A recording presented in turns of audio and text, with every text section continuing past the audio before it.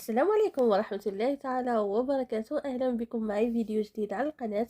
نتمنى يلقاكم بصحة جيدة وفي أحسن الأحوال. اليوم إن شاء الله الفيديو غادي نتطرق فيه لزوج مواضيع. الموضوع الأول هو جيميل توصلت به غريب شوية، غادي نشاركه معكم وناخذ الرأي ديالكم كذلك فيه. وكذلك الموضوع الثاني غادي يكون بخصوص القرار اللي خديت بشأن القناة ديالي، فغادي نشارك معكم هاد الزوج مواضيع.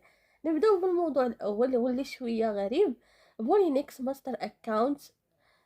Congratulations ملك, we are happy to inform you that now you are eligible for the master account size هو 50k كيف العادة.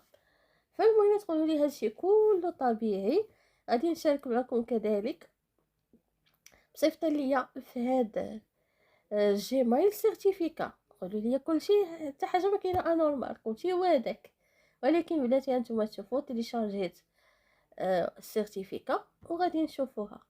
اوكي، ها هي، هذه هي السيرتيفيكا ديالي. هاد التيست غادي نفهمكم كيفاش خديته. هاد التيست خديته كما كتشوفوا ونجحت فيه نهار 3/11/2024، يعني الجيميل الجديد والتيست قديم من 2024. وهذا كان واحد التيست غادي نحكي لكم القصه ديالو. من حسن حظي انني في ديك الفتره اللي كنت بديت فيها كانوا الشركات كيديروا عروض رخيصه. مثلا هاد الشركه هذه كديرها ب 19 دولار، فانا كنت خديت قبل منها. وكذلك من حسن حظي ان توب ستيب كانت باقا في المغرب، وكانت يلا حلات البلاتفورم ديالها توب ستيب اكس، وكانت كتعطي في الاول تيستات فابور، ومن بعد بدات كدير لهم 4 دولار. فانا باش ولكن اكيد كانت الداتا اللي هي 150 دولار.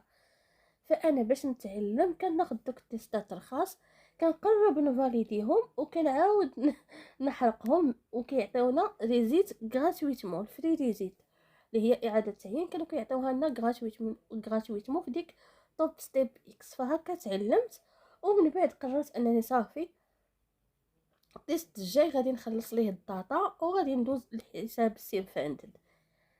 ولكن مع ديك الفتره اللي قررت انا ناخذ التيست ونفاليديه ونخلص ليه الداتا، كانت هاد الشركه دارت عرض ب 19 دولار. فقلت اجي قبل ما ناخذ التيست ونخلص ليه الداتا، ربما انا غير ديك البلاتفورم ما بقاش فيا الخوف فيها، حيت ناخذه ب 4 دولار كنبقى نخدم فيه.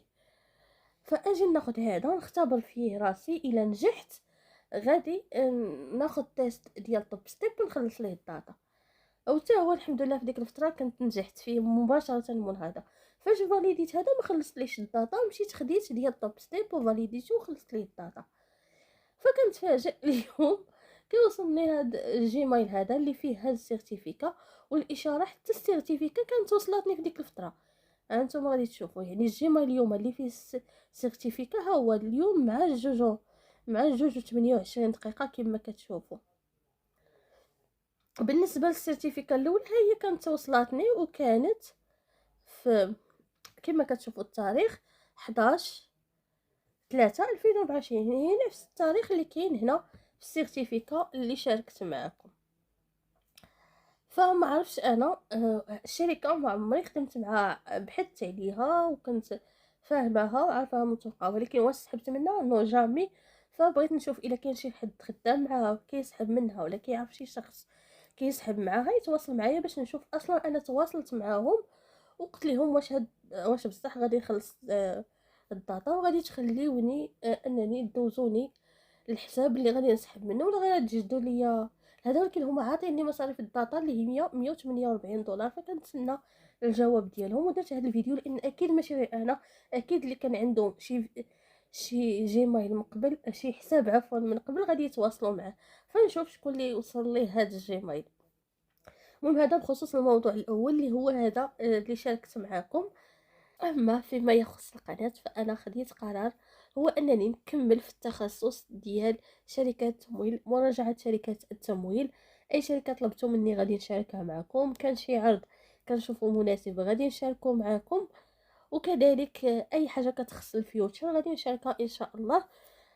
بالنسبه فقط التغيير اللي غادي يكون هو جميع الفيديوهات ديالي ديال لي سيتاب اللي كنت كنحط استراتيجيات، لي بريك داون، الدروس اللي حطيت كلهم، كنت بغيت نديرهم بريفي، ولكن قالوا لي ماشي في مصلحة القناة هكذا، غادي تلقاي مشكل مع اليوتيوب.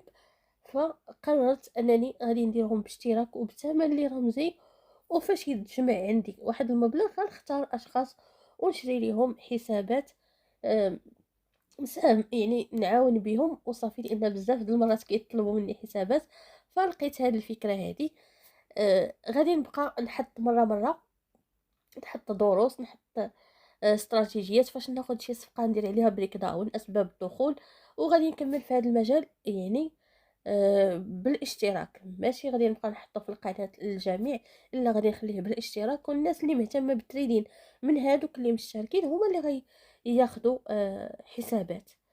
فكنظن هذا هو الاقتراح ديالي. كنعتذر لانني كنت كنشوف مجهودي كيضيع، يعني كنشارك شي حاجه اللي هي مجهودي الشخصي، وكنلقى شي حوايج ما بغاش نهضر فيهم. فالمهم هذه هي خلاصة الموضوع. فكنتمنى تفهموا هذا الموضوع هذا. وصلت لنهاية الفيديو ديالي.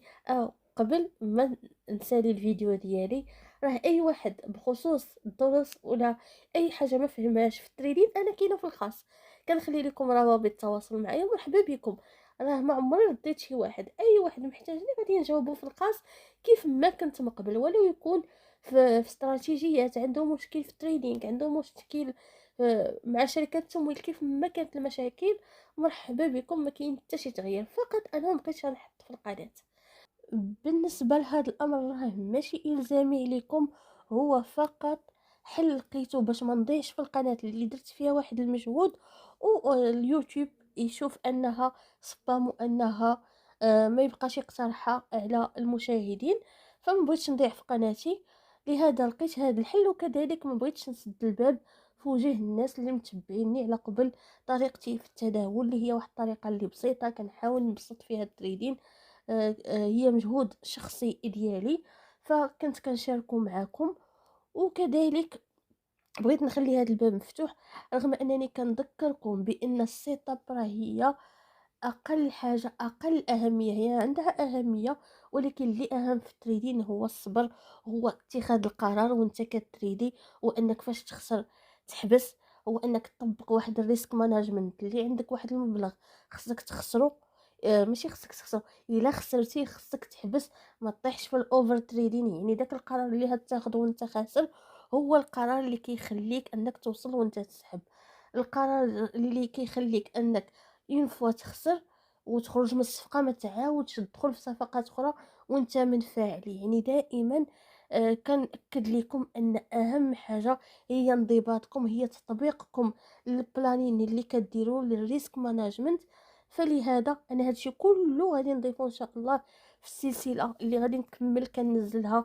تقريبا نقدر ننزل فيديو كل اسبوع، ونقدر ندير لايفات. مهم باقا ما متاكداش من الجدول اللي هندير. المهم اللي مهتم بطريقتي في التداول مرحبا به، الاشتراك راه ثمن رمزي، وان شاء الله النهار يتجمع عندي واحد المبلغ من هذا الاشتراك. اذا نجح اكيد اذا نجحت اكيد هذه الفكره، ما نجحتش راح نخلي دوك الفيديوهات مسدودين، وهنكمل في المشوار ديال شركات التمويل اللي هو التخصص ديالي، وحل المشاكل اللي كتواجهكم في لي بلاتفورم، المشاكل اللي كتواجهكم مع شركات التمويل. مرحبا بالجميع. استودعكم الله الذي لا تضيع ودائعه. الى اللقاء، فيديو قادم ان شاء الله. مع السلامه.